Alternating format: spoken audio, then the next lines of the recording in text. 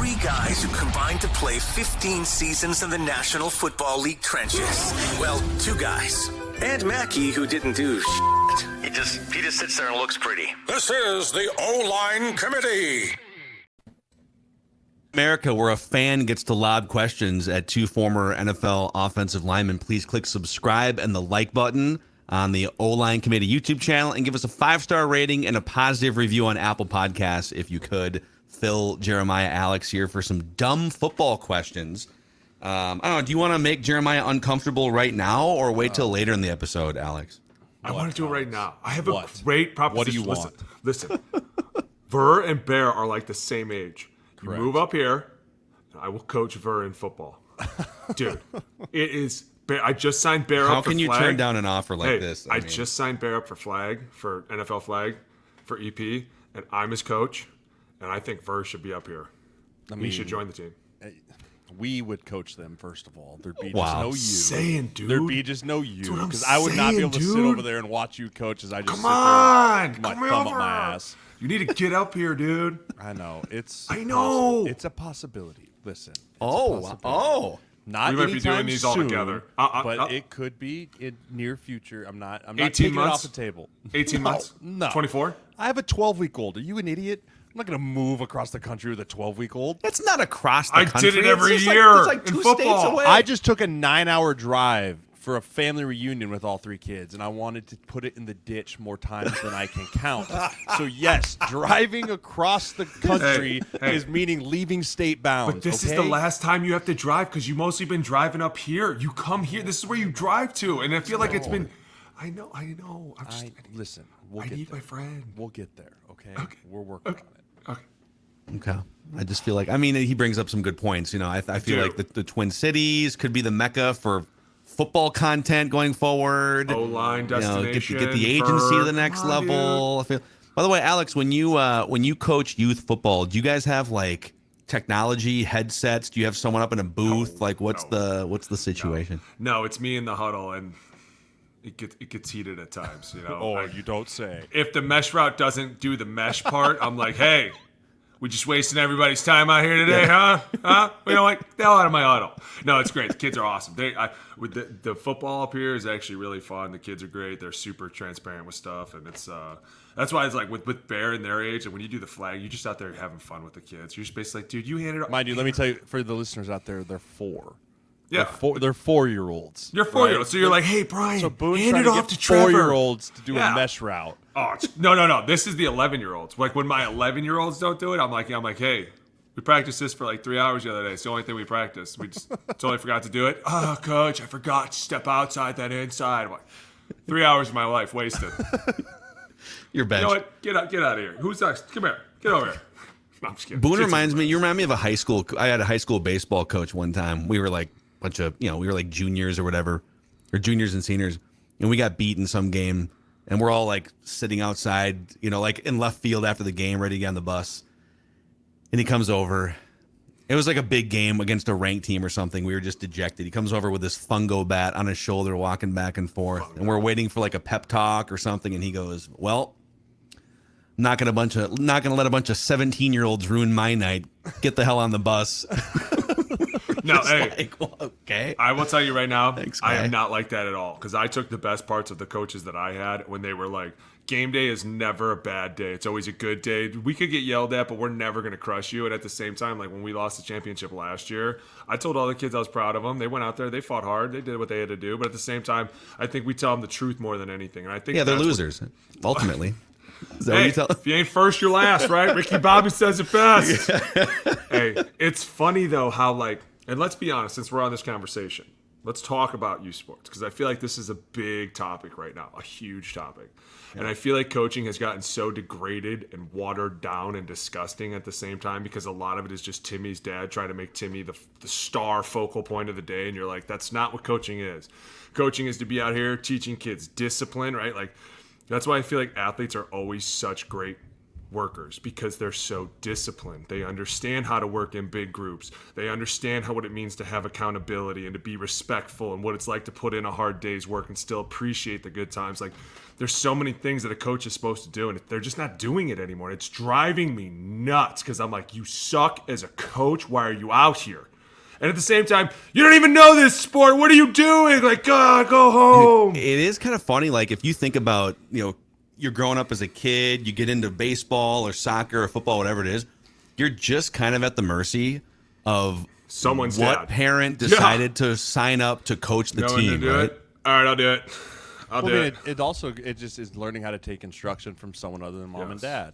Right, it's understanding how to be calm and listen and understand that you're not always right. And I've kind of come across something. Boone and I had this conversation with Mrs. Boone up at the dinner table. We were talking about how this generation of younger kids, right? We're talking about the 11-year-olds, 10-year-olds. Like, we thought that, like, they lack the keen sense of competition, right? Like, when we grew up, it was competed everything, right? It was basketball, horse, handball, wall ball, like kick the can. It didn't matter. It was constant competition. But with this newer generation, and I'm going to sound like on my soapbox here, but like, kids now get together and hang out and just stare at their phones. Right? Like, they don't compete. They don't have this drive to just compete with each other. And I'm talking about young males specifically. If they show up and all they're doing is hanging out on their phones and all of a sudden they go try and do an organized sport, like, they don't have that desire, that drive of competition, which I think is something that a good coach has to then get out of kids. Right. You have to teach them how to compete the right way, right? Not competing for me, competing for we, right? The betterment of the team, the betterment with this Instagram and Twitter and NIL and all that, like, all these kids are seeing is the me. Like, I want to be Patrick Mahomes. I want to make all this money. Like, and it's this lack of, no, we're doing this for the betterment of the team. Shut up and do it because you may not be the star, but it's for the greater good. And I think that's a big piece that's lacking in today's youth sports. That's something that my wife and I talk about and a lot of former athletes talk about because that's something that can't just disappear. The second the we disappears out of a team competition, it's just dead. Like, it no longer matters. Yeah. I agree. And not only that, but it's easy for a kid, too, to be like, I'd rather just go home and sit on my iPad, or I'd rather go home and sit on my phone, as opposed to, like, I feel like we obviously didn't have that, but even more so, like, when we were in the league, we saw guys like that. Like, I'd rather just be in the locker room on my phone. And you're like, but you can't, stupid, so shut up. Like, well, you just can't leave the meeting room. And none of us are, I think, am I the oldest one here? I'm 38, and you guys are in your mid-30s, low 30s? I'm 30. I'll be 32 in August. So we're not like that old relative to, but it's amazing how the generations have changed. And you bring up, I'd rather be on my phone, for instance. There's so many more ways now to just get like a positive, quick dopamine hit or some positive validation that didn't exist even when we were kids. Mm-hmm. I remember, my dad was born in 1942 and grew up in the 50s or whatever, and he would tell stories that, pretty much every day in the summer, I would just go to the park down the street. There'd be like 50 other kids, and we would just play pickup baseball games.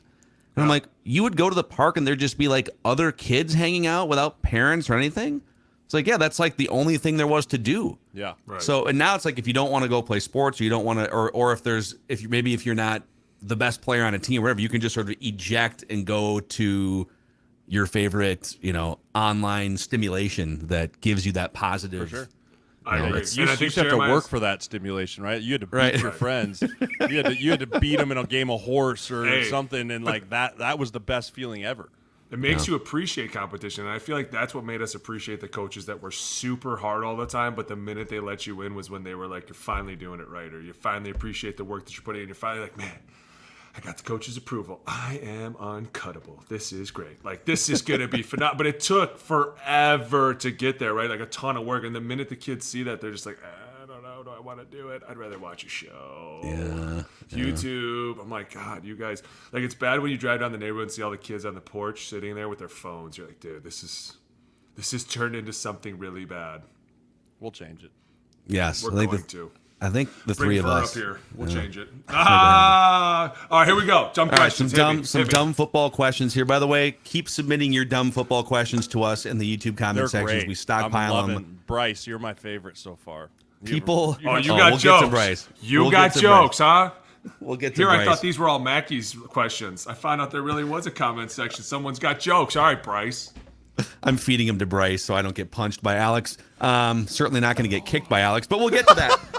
Okay, Cole Cole Larson chimes in here. Right, smart ass. What's maybe I'm going to move away from Minnesota after that comment.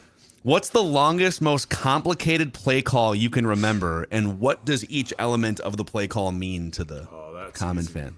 Could have been a million in G-Rose system. I could pull a notebook out right now that could be like trips right, double right, 2 gun, 2 jet, X Dino, Y vert, kill, 97 power, alert, 36 G tag, right? What? And so the first part, right, here you go. Can Jeremiah tell me what all that means? Jeremiah could easily tell you what that is. Okay. Yeah, so, I mean, first part of it is formation, right? It's telling you a formation, right? So it's gun, trips, whatever. And then it's alerting to the protection scheme. So jet, right? So that's saying, okay, it's 2 jet or key or whatever the protection is. Then it goes into the route concept, right? The X Dino, whatever, that's the route concept. Then the kill means we're going to a different play, right? We're killing it to 97 power, right? So that's now a pass to run kill, 2 high versus Is that like an 1 high. optional kill? It's 2 high versus 1 high, right? So if they come out and they're in 2 high, we're going to run it. We're going to kill it to the run play because they're single safety high. If it's in 1 high, box. if they're in 1 high, then we're going to just say, hey, let it roll, because now that's the passing, right? And then so you're going to kill it to 90. So say we kill it to 97 power. Now there's an alert to 97 power saying, hey, if they're in this certain defense, we're going to alert it to this certain play because it's a good look against this defense. So there's 3 plays in 1 play call. All can be checked to at any moment in time. And then next time people comment on football players being dumb, by the way, I want you to soak in like the last 2 minutes and try and regurgitate that back to someone when you're fan I mean, friends. like I can remember mine like gun trips left 64, X salad, G cross, kill, kills. What would it be? It'd be 27 Zorro, alert, 36 G trap. Right, like it's the same thing. It's the same exact thing. 1 high to 2 high, and then that G trap. I was going to see if he was going to go with that. Would mostly be for like a bear team, like a team that would pull up in a jam front. Like they would pull up a specific front on a certain rundown, and it was like, hey, we're not sure when they're going to run it, but when they do, we always want to have this ready because we think it's a home run. And he went with the exact same goddamn scheme. I love it. There's also a big, like a lot of alerts, like hey, 27 power, alert to the 3 technique, right? So you have to understand, hey, if they put the 3 technique on the other side, alert, and we'll flip it to the other side, right? Like so a lot of those get tagged into them too. Here's a question on this, because it's like obviously there's some different languages depending on the different systems or whatever, but you guys spend from junior high through high school to college to the NFL, you wind up racking up 10 to 15 years of just cataloging this information, right? Yes. I remember Ol Macadac played some 5th grade football back in the day, and the play calls were right sweep right, left sweep left, reverse left, or whatever, right? They were like Tecmo Bowl plays. Just run that way. Right. So how, like, at what point does it get complicated in your football vernacular life? Like, at what point is it like, oh shit, there's studying involved here? Your rookie year, NFL. in a lot, especially when and I don't know how much this happened with Jay, but like with G-Rose offense, there were so many plays, but they had to be directed at a certain defense. So all of a sudden you get up there and he'd be like, hey, we're gonna go gun trips right, 34 swim-o, and like we needed a 4-eye, and if the 4-eye wasn't to the right side, he could just get up there and go, hey, orange, orange, orange, and that instantly meant 35, and the whole formation would flip, and it was like everybody had to know that one call orange flips everybody around, because Jay and I have been in there when they don't get the orange call, and then the guy's over here, and then he tries to hand it back over this way, and then bad things happen, and it's like we weren't ready for that. And it's so much of it too is from the simplicity of what college offenses are. Right, like you're looking at college offenses now, and they run up to the ball and hut, and then you see 11 eyes look over to the sideline, and some idiot holds up a card with like a rubber ducky and it's rubber duck. It's rubber duck. Guy. Brian, rubber duck. We're running rubber duck, right? And then they're all running that. Like you don't understand the full picture. And in order to play offensive line, or really any offensive position in the NFL, you have to understand the full picture. You have to know before, like that whole play call Alex and I spit up. Like we would know walking to the line of scrimmage which of those 3 plays we were going to run, because you'd look and go, okay, 1 high, we're going to kill it, or 2 high, we're going to kill it. Okay, what defensive front? Oh, we're going to alert this, and we're hands in the dirt, and then the quarterback starts making the checks. Correct. But as a rookie, you're not doing that. As a rookie, you're running up. You're like, what was the snap count? What was the call? Was it on 1? And then all of a sudden he's like, hey, hey, kill, and you're like, okay, 27 power, okay. Then I'm pulling, hey, alert. Oh wait, wide 80. Like you're just swimming as a young player, right? You have no idea. And the other piece of it is if you're with a vet quarterback, like I was with Phillip Rivers as a rookie, and the first thing our line coach has told us in OTAs, he's like, listen, everything is live all the time. Like everything, right? Something we installed in day 3 of training camp. If Phillip sees the look that he likes and it's week 11 in Kansas City, he's going to check to it. And you have to be able to know what you're doing. You got to know it. Right? That's the crazy, like the guys who, because now the top quarterbacks are playing until they're 38, 39, 40. They've racked up, their brain is operating at this crazy level, but they're playing with a bunch of 23-year-olds who don't know sometimes, right? But they don't care either. And I'm telling you right now, they don't give a shit. You will learn my vernacular, or you'll go run routes for someone else. And this is why Aaron Rodgers is going to drag Randall Cobb all the way across America. Because nobody can learn it. It's true, but it's really true. Dude, he went to the Jets. He's like, hey, Jordy Nelson's still around? Yeah. Someone called Jordy Nelson to see if he's doing anything. Oh, God. Who else we got over here? Mercedes Lewis, you can still walk, right? Come on. Yeah. And Jeremiah makes a great point, too, is like, one of the things is, like, you learn early on how much of football is off the field, in the meeting room, when you're studying, when you're learning. And it came to me because our center was kind of old, and everybody knows I love my center, Jay Good. Like, he was my favorite. That was my dude. And we would murder dudes if they touched him. We loved him to death. But he was not a good bender, and so he couldn't look back at Cap and talk to him. So I had to be the talker. And so that's when I had to start learning all this stuff, and I was like, this is so much more than I could have ever imagined. They were like, come on, young man, come learn all this stuff. You two together can learn this. And it was like, it just blows your mind how much communication there really is, and what a zip and a zap and a zoom are, and what a fly is, and a flip and a flop. And you're like, oh my God. But it makes you, like Jay said, you have to get to this point to where as he's calling the play, you're almost seeing the play unfold in your head. You see them lining up. You see, this is the defense it should be. This is how many guys I should see when I turn around. 4. If I see 5, I know we're going to an alert. If I see 4 and they're shifted this way, then we're killing. Like, all of a sudden these things come out of your head, and you're like, you turn around, you're like, oh, hey, alert this. And he's like, dude, we haven't even gotten lined up. They're in a bear. Yeah, there's certain quarterbacks that are alerted before he even gets to the line of scrimmage. Doesn't even care. There'll be quarterbacks that, like, they break the huddle, they see it, and they're like, hey, boys, kill, before guys even have their hands in the dirt. Right. Yeah. Like, just by a defensive lineman. What was, and neither one of you guys played with Peyton Manning, but what? No, but I met him. Great dude.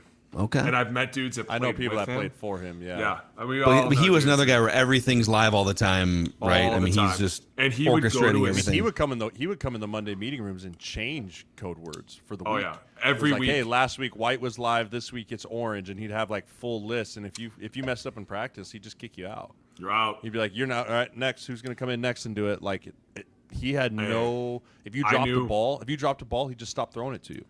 I knew the backup center, and he said that every week, like Jay said, they would flip calls, but he would never tell the backups. It was always the starters that got it. And the starters' job was to relay it to the backups, and you know how that's going to go. I'm certainly not coming to a rookie to be like, by the way, right? Like, it's got to be in moment. You got to bring it up to me because I'll totally forget until I hear it in the play call, which is crazy, too, because we could hear a million things in the day, completely forget about it, and the minute you hear it out in practice, you're like, I totally remember what that was. Here we go.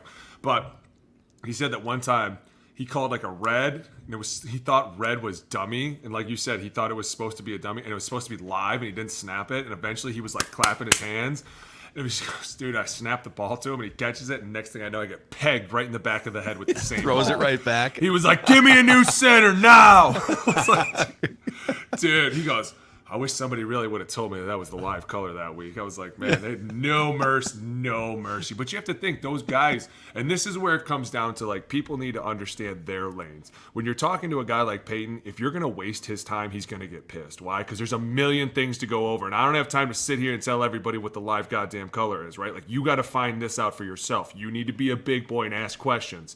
And at the same time, if you're wasting everybody's time on the field, because we can only be out here for such a certain amount of time, and if we're correcting you more than we're running shit, we got problems. And these guys have zero tolerance. I mean, even Sam at times.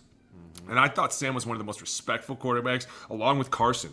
But the minute you start screwing up on the field and you're in a live setting and you have the intensity of us and them and you're screwing up, like, it's a bad mix, dude. And it's one of those things where it's like these guys are going to be like, hey, that happens again, you're out. Like, we're not doing this all day, dude. You are either in this fight or you're not. It's really easy to, like, you see, like, receivers and running backs and tight ends and quarterbacks get benched for, like, turnovers, drops, whatever. Like, O-linemen get benched for misassignments. Oh, yeah. That's the fastest way to get you off the field as an offensive lineman is by not knowing what you're doing. Because A, there's usually a $20 million investment standing behind you. And, like, B, if you have one guy out of the 5 that are wrong, the play is completely everything's screwed. Everything's screwed up before it even begins. Right? So as an O-lineman, if you don't know what you're doing and you don't know what all 5 guys are doing, you barely make it out on the field. Dude, you in those situations, and we just came from a 2-minute film breakdown. Those are the situations where it's like, we just told you how chaotic it is, and if you're a guy that doesn't know what's going on and you're like, what's the call? I'm going to tell you what the answer is. It's deafeningly quiet because nobody wants to talk. Everyone's focused, right? I heard trips left. I know we're sliding left. I need to see my front. I need to think, is there a twist? Are they talking at the same time? What's going on around me? Like, and then you got some young guy who doesn't know what's going on. Like, what's the call? What's the call? Check count. You're like, check count. It's 2 minute, idiot. The minute he says anything, he's snapping at you, stupid ass. Like, God, I can't handle this anymore, coach. Just put a bullet in me. I swear to God, now you get why I lose my mind so much, because it's just the intensity level that we would take it to, and then you get this guy that's like, check count. Shut up! Move when I move. How about that? Amazing. The next one here, dumb football question from Bryce Carswell, at his own risk. You guys are terrible. He has a question for Alex. And Bryce This is a writes, real question, by the way. Okay. I am reading this from Bryce Carswell in the YouTube comment section. How hard was it, Alex, for you to play at the pro level with such small, weak legs? Did you make up for the lack of leg strength with balance or upper body strength? How did you manage to play football for 10 years with such pencil legs, Alex? It's moments like this that you guys laugh at me that I'm really just laughing at everybody I played. I beat you with one leg. Dude, I had one leg. What you want me to do? I was still beating ass out there. Dude, I was on the shitter reading comments, and I found that one, and I started laughing so You guys are terrible. freaking hard, dude. Thank you, Bryce. Thank you. But Alex, the fans want to know, with those chicken legs of yours, how did you make it 10 years in the NFL? Leverage, baby. Leverage. I mean, honestly. The 6'8" kid says I got down there. No, hey, you guys honestly always thought I had these chicken legs, but I kept up with everybody on squat day. Like, it never was an issue until the end when I was like, I need a real. The sensitivity's coming out. I know this is soft. My legs aren't that bad, are they? I'm going to take a breath. I'm going to.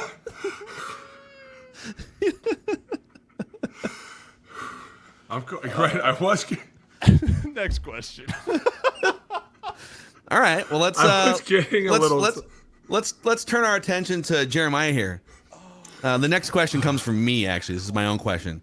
How many little kids could you beat in a game of tug-o-war as a former NFL offensive lineman? Tell you it's not 15 because I found that out the hard way this weekend. Did you really? Do family reunion, right? Family reunion. My aunt texted me like a month ago. She's like, "Hey, all the little cousins want to take you on in a game of tug-o-war. Like, would you be willing?" I was like, I mean, yeah, I'll try. I was like, how many of them are there? They're like, oh, there's 15 of them. I was like, 15? And how old are they? What are like the age ranging? ranges? She goes, well, from 3 to 15. Oh, the 15-year-olds. So there was a 15-year-old, a 13-year-old, and an 11-year-old. And I was like, no, there's no way. And I tried my hardest, dude. I warmed up. I was like, I need a 15-minute warm-up. Like, I was like, because I'm going to hurt myself if I don't. I was like, so I'm doing high knees. I'm stretching. Dude, those kids dragged me across the ground like I wasn't even there. Like, I was like, initially I was like, okay, the thought process in my mind was like, as soon as Dad lets go of that rope and he says, get on, I'm just going to yank as hard as I can to try and get some of them off balance, right? I stare across the rope. And those little suckers put the 3 smallest little kids right at the front, right? There's the 3-year-olds. My daughter's like gnawing on the rope. Like, they're just standing there. I was like, dude, I can't just knock these kids over and then just get them all trampled, right? So I was like, okay, I'll just try and sustain initially and then start pulling. No. Nope. The second those dudes, I just start just getting dragged across the pool. It was awful. Listen, we're having a rematch next year. You and me versus those 15 kids. And dude, I'll let him gain a year. We're gonna crush him. You're gonna gain a year. You just yank the whole year getting ready. 16-year-old is an adult, basically. Coach Boone's coming. I'll pull that rope with you. I was initially I kind of got him stopped and started like swaying, and I started doing the like pull and let go, And then after I did that, like I was on for about 30 seconds. I was like, I'm gonna hurt something. Like I could just feel everything in my body was just like tensing up. I was like, something's gonna pop, snap, or rip, and I just let go, and all the kids went. Okay, what if we now that you've sort of felt on the other end of the rope, what the 15 of them feels like? What if we were to cap the age limit at like 8 years Double old? digits. I think if you keep how many 8-year-olds or younger could you take in a game of tug-o-war? 20. No, 10 to 8-year-olds? Dude, think about it. All right, so think about this. This is how I broke it down for my dad, because he was like, hey, don't hurt these kids when you're dragging them. I was like, Dad, I'm going to get killed. I was like, just think about it. Like, say the average pound of an 8-year-old is what, 50 pounds? Yeah. Is that fair? So you're saying that just initially, say there's 10 of them. That's 500 pounds of just body, right? Just body. But are you pulling all 50 pounds? Do they know how to get all 50 pounds? Well, that's what you got to remember is they probably don't have a feet are grip. in the ground. Dude, all their feet are in the ground. Grip. It doesn't matter, dude. All their little feet are pushing against the ground as hard as they can. So not only are you pulling 500 pounds of body, you're pulling it against the ground. And then if any of them have any type of idea of like lean back, now you're pulling like 1,000 pounds. It's true. 1,000 pounds, and yeah, I'm 280 pounds now. Like if I was back to 330 when I was playing, I probably could have gave this a run for the money. But at 280, I had no shot. You just have nothing. You have no lead in the pencil anymore, dude. I feel like we should do this at a field day. We should test this out. I should call Carmen's coach this year. You're only 250 pounds, so you're getting dragged you're just getting dragged up and down the field. No, I can call. He's got those long legs for leverage, though. I think. That strong upper body and get balance. He's got the balance of the strong upper body. Keep talking. Keep talking, Bryce. See where they find you. Didn't see much of an imbalance. Well, I mean, you wouldn't be able to pick me up and take me anywhere. You just have to drag me somehow. Pretty much. You balance me out. All right, so you're saying 10. 10's your number. I think I could take 10. I could take 10 8-year-olds. I think I could take 10 8-year-olds. What do you think? Yeah. Oh, yeah, for sure. I was thinking more 15, 20. But we need to stage this. We'll try. We need to stage this for the I kind of want to YouTube be like, dude. It's harder than you think. Prove I'll it. tell you that. There's a video out there. I'll find it and I'll send it to you. Let us know in the. Here's a question. I want people to think of what are other competitions we can hold against 8-year-olds. I mean, I've seen people ask the question, how many kindergartners would it take to kill you? Like, I've seen that debate play out on Twitter before. If they get you on the ground, it's over. Oh, it's over. But if you could stand in a doorway and just like bah bah bah, like just kick them one at a time as they came, I think you'd be okay. But like if they get you surrounded, it's over. So your strategy, you're approached by 50 frothing at the mouth kindergartners is to find a doorway. Dude, it's just like 300, Brace right? yourself. You narrow them into the heart gate, right? You narrow them in there so they're all just falling all over each other and just start popping them one at a time. Bear's going to be in pre-K this year. So 50 bears coming at you. Yeah, dude. You just gotta pop. You just start kicking. You would them. have I think to, bro. It'd be a lot, man. But if they get you on the ground, it's over. Oh, it's over. They're just gnawing and biting, and it's a wrap. You got to stay up. Well, hopefully Bryce Carswell doesn't run into Alex at the Kowalski's grocery store down the street. Or it could be bad. Oh, it's on. Could be bad for Bryce. So, yeah, please click the subscribe button and the like button. In, please keep sending. This has been super fun. You can send us dumb football questions and just dumb questions in general, and we'll probably just answer them on this podcast. There's a great chance. We'll always answer them. Come on. And by the way, these dumb football questions episodes are also available on Spotify and Apple. So find us in audio form there. We've got film breakdowns on the O-Line Committee YouTube channel. So. All right. If you want to sign your kindergartner up for one of these gladiator wars, battles, let us know. Let us know. See you guys. See ya.